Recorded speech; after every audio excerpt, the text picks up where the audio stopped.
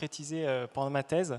Bon, une idée un peu obsédante aussi, qui est d'utiliser le matériau le plus pur possible pour pouvoir réaliser cette chose qui paraît impossible. Et donc du coup, nous on a choisi le carbone, et notamment les nanotubes de carbone qui est sous sa forme la plus pure possible. Et donc c'est vraiment la vision qu'on veut poursuivre pour cette industrie, parce qu'aujourd'hui c'est vrai qu'il y a beaucoup de difficultés, et il va y avoir beaucoup de difficultés, on les anticipe pas forcément toutes, mais la vision est là, et surtout je pense qu'elle va nous permettre de nous différencier énormément par rapport aux concurrents. Et pour ça, je pense que plusieurs personnes l'ont bien insisté, la puissance de l'équipe, et ça c'est vrai que c'est assez incroyable quand on part tout seul et que 2 ans après on se retrouve une vingtaine, et surtout des gens absolument extraordinaires, qui sont bien évidemment meilleurs que nous, et ça c'est vrai que c'est assez incroyable. Et on cherche encore effectivement des gens pour nous rejoindre, donc n'hésitez pas. Moi, je voulais peut-être vous transmettre pourquoi finalement à un moment on se décide à monter une start-up. J'étais consultant en stratégie et je me décrivais moi-même comme quelqu'un de très averse au risque.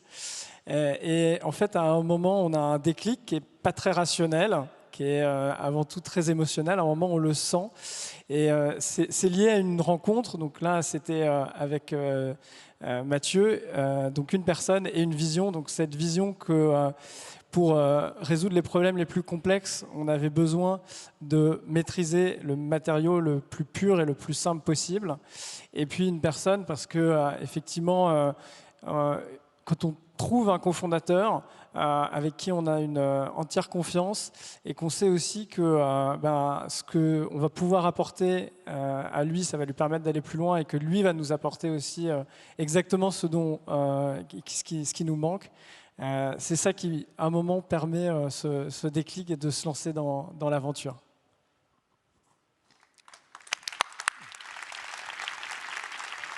Merci beaucoup. Merci beaucoup Pierre et Mathieu, c'est un projet qui nous fait rêver. Un des points quand même extrêmement... Paul-François. Non, un des points qui est extrêmement important, moi on me pose la question, on me dit c'est quoi la différence entre chercheurs, entrepreneurs, etc. Moi à la base j'ai fait de la recherche. La recherche c'est génial, il faut mettre son cerveau, etc. Mais c'est quelque chose d'extrêmement discipliné en fait. On ne fait pas de la recherche dans tous les sens, etc. Il y a une matière, il y a un protocole, un système, on écrit des papiers qui sont bien construits, un matériel, les méthodes et tout. Entrepreneur, c'est de la créativité dans tout son sens. C'est de l'aventure. Aujourd'hui, traverser le pôle Nord à cloche-pied, etc., ça peut pas monter sur le Mont Blanc, comme l'a fait Paul François récemment, bravo, c'est super, moi j'ai mis mes chaussures de marche. C'est ce que j'ai vu. Ouais. Mais ça fait partie de l'aventure. Mais la vraie aventure, la vraie créativité, c'est l'aventure entrepreneuriale, c'est aller explorer des endroits qui n'existent pas encore en mettant tout votre cerveau en place. Et donc voilà, allez-y, restez gamin et surtout, n'ayez pas peur, ne recherchez pas les difficultés, elles seront là. Merci André, merci à tous. Merci de votre passion. Je vais vous laisser rejoindre pour cette dernière séquence. André disait c'est l'aventure. À chaque fois qu'on vient parler de Selectis, puisque nous sommes actionnaires de Selectis depuis longtemps, on finit plutôt par parler de moto, parce que André, c'est un homme d'aventure qui a traversé l'Afrique. Donc vous voyez que tout ça, c'est en fait encore de l'émotion et de la passion. Pour conclure cette matinée, cette dernière séquence, on va écouter Madame la ministre de la Recherche. Elle voulait être là ce matin. Malheureusement, elle a une relativement bonne excuse, c'est le Conseil des ministres le mercredi matin. Et donc, elle a tenu à être parmi nous ce matin, et on va l'écouter. Et puis ensuite, on accueillera Sylvie Retailleau, la présidente de l'Université de Paris, la 13e université au concours de Shanghai et la première d'Europe continentale. Voilà, c'est parti.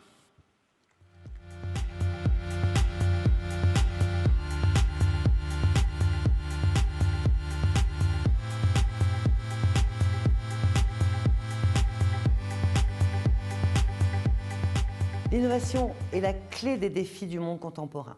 Ce qui était jusqu'alors une formule faite s'est imposé à tous comme une évidence face à la crise sanitaire. l'exploit que nous sommes parvenus à réaliser en créant en un temps record des vaccins, des dispositifs médicaux et l'ensemble des outils qui nous ont permis de traverser ces mois difficiles, nous devons être capables de le réitérer pour surmonter les prochaines crises, pour bâtir un avenir plus respectueux des autres et de la planète. Parce qu'elle implique des ruptures dans nos manières de consommer, de nous déplacer, de produire, cette ambition doit se nourrir de la créativité la plus radicale, celle de la recherche. Cette énergie de la deep tech traverse nos laboratoires, nos universités, nos écoles, là même où se forment les talents qui sauront la convertir en progrès pour tous. Étudiants, doctorants, vous êtes de ceux qui peuvent changer le monde. Comme beaucoup de jeunes de votre génération, vous voulez être acteurs de la société de demain. Vos connaissances, vos compétences, votre excellence scientifique sont vos meilleurs atouts pour façonner l'avenir selon vos rêves. Et leur pouvoir sera décuplé si vous les exprimez dans une démarche entrepreneuriale. Car c'est elle qui peut ouvrir à votre talent le chemin de la transformation concrète dans la complexité du monde. Ces dernières années, un nombre croissant d'étudiants a été sensibilisé à l'esprit d'entreprendre. Et cette dynamique a été accélérée par le plan que j'ai lancé en 2019.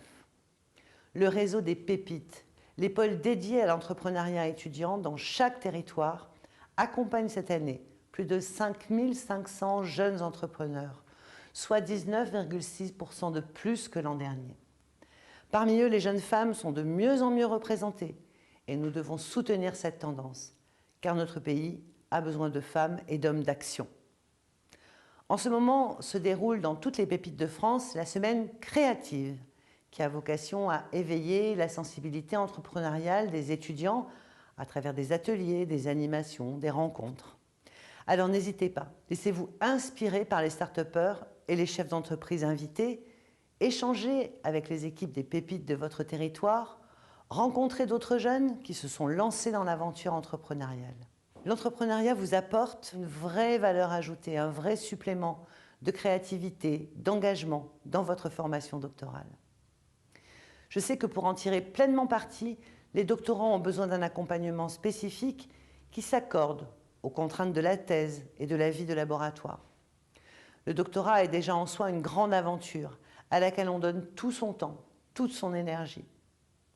Et en même temps, c'est aussi un moment formidable d'ébullition intellectuelle, où peuvent jaillir des concepts nouveaux, porteurs d'innovation de rupture. Afin de vous aider à saisir toutes les opportunités de cette expérience intense, je souhaite qu'une offre sur mesure d'éveil à l'entrepreneuriat puisse vous être proposée.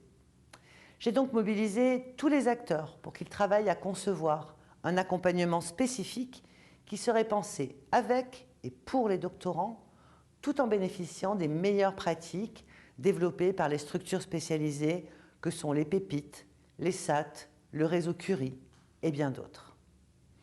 L'avenir qui s'ouvre devant vous recèle bien des énigmes et bien des promesses.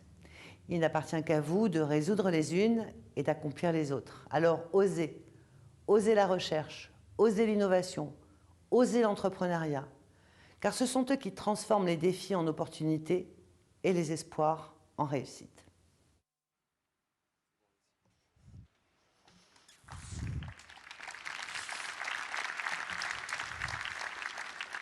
Bonjour à tous. Alors d'abord, je suis très fière d'arriver à la fin pour conclure cette matinée. Et puis, je vais reprendre. Est-ce que vous êtes prêts ? Est-ce que vous êtes prêts avec tout ce que vous avez entendu à oser entreprendre comme on vient de l'entendre ? Alors moi, ce que ça m'a évoqué, d'abord, plein de choses, mais peut-être un mot, on l'a dit, on l'a redit, c'est la passion. La passion, c'est ce que vous avez vu dans tous les intervenants de ce matin. C'est ce qui les guide et c'est probablement leur moteur principal. Alors ça m'a fait penser, Egal disait, rien de grand dans le monde s'est accompli sans la passion. Oui, oser entreprendre, c'est accomplir quelque chose et aller au bout. Alors, je vais quand même profiter de mes 6 minutes pour, en plus de la passion, mais on pourrait presque s'arrêter là avec tout ce que vous avez entendu. C'est aussi la culture du risque. Cette culture du risque, c'est suivez votre intuition, Faites ce que vous avez envie de faire, surtout quand vous êtes docteur avec finalement des connaissances et des compétences en main. Maintenant, il faut les exploiter pleinement et rien ne doit vous arrêter. Ça, on l'a entendu beaucoup. Et ce que je pourrais dire, c'est que cette culture du risque, eh bien finalement, moi, au niveau de l'université, et je pense qu'Antoine, au niveau des organismes de recherche, c'est pareil, il faut peut-être qu'on l'exploite plus. Et en particulier chez vous, étudiants, à partir du moment où vous sortez du lycée, où vous changez de statut, vous allez devenir un statut d'étudiant. Ça veut dire quelque chose.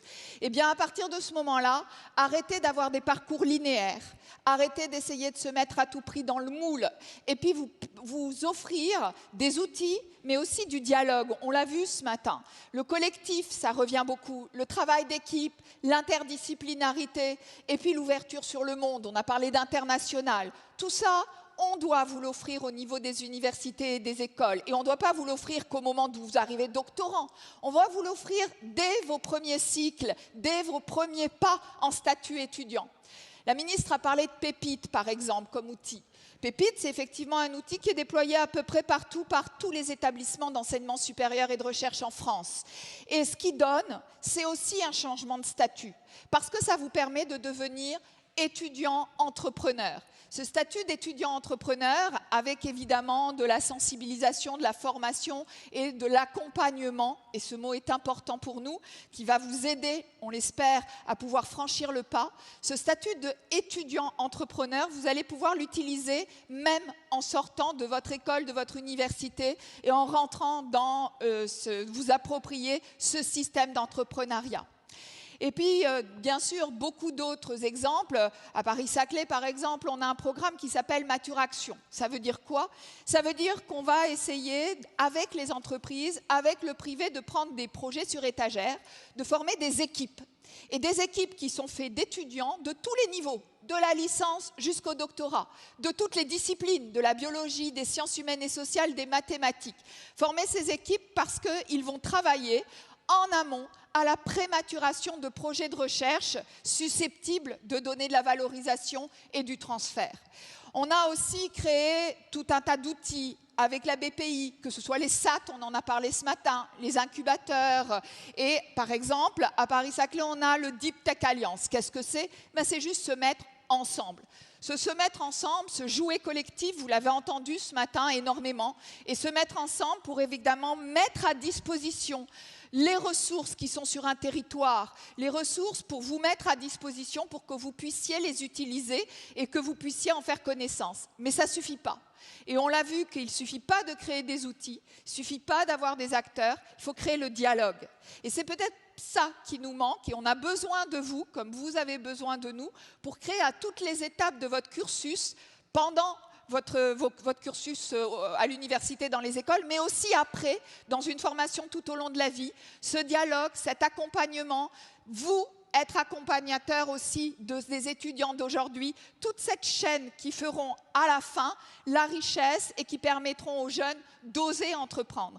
Et cette culture du risque, cette culture d'oser entreprendre, évidemment, elle va vous servir si vous montez une start-up, on l'a vu avec de magnifiques exemples, mais elle va vous servir quel que soit le métier que vous allez faire, quelles que soient les orientations que vous allez prendre. Plus que quelque chose qui est du fait d'accomplir, c'est vraiment quelque chose que vous allez porter en vous, parce qu'à un moment, vous allez être capable de prendre du risque, de vous tromper, et puis de vous relever et d'apprendre à ce que vous allez faire. C'est ça que l'on essaye d'améliorer à l'université aujourd'hui, dans les types de formations que l'on fait, plus être dans le moule, plus faire un parcours linéaire, profiter des césures, faire de la mobilité et côtoyer le monde socio-économique et le monde de la société civile. Et pour ça, on a besoin de vous aussi, et pour ça, on a besoin de tous les partenaires, comme la BPI, comme les organismes, dans les labos, la recherche, pour que demain, ça soit encore plus facile, plus efficace et utile et donner du sens avec tous les défis que l'on a à relever, le climat, l'énergie, le numérique, la santé, et il y en a beaucoup. Donc en fait, on compte sur vous. Je crois qu'aujourd'hui, vous avez vu qu'il fallait suivre votre intuition, ne pas avoir peur, savoir prendre des risques, savoir s'entourer, savoir créer un collectif. Tout ça, ça s'apprend de tout petit, ça se cultive et ensuite ça s'accompagne avec différents acteurs de la société, du monde économique. Et tous, On fait partie finalement de ce monde économique, du monde de la société civile. Il n'y a pas les académiques d'un côté, les entreprises de l'autre, la recherche fondamentale, Antoine l'a bien dit, la recherche appliquée. C'est tout un continuum et c'est uniquement comme ça qu'on apportera des réponses aujourd'hui. À vous de jouer. Merci beaucoup Sylvie. Alors, j'ai dit tout à l'heure qu'Antoine s'était trompé parce qu'il avait dit que Paris-Saclay était 14e et c'est 13e. Du coup, il m'a dit, mais tu t'es trompé, c'est pas l'université de Paris, évidemment, c'est l'université de Paris-Saclay. Voilà, mais Paris, ainsi que 4 universités, sont dans les 100 premières. Donc, vous voyez qu'en fait, on est dans l'excellence. Sylvie, avant de conclure avec nos amis, peut-être une petite vidéo pour présenter un peu les dispositifs de BPI France, justement pour accompagner ce mouvement vers les startups et l'entrepreneuriat.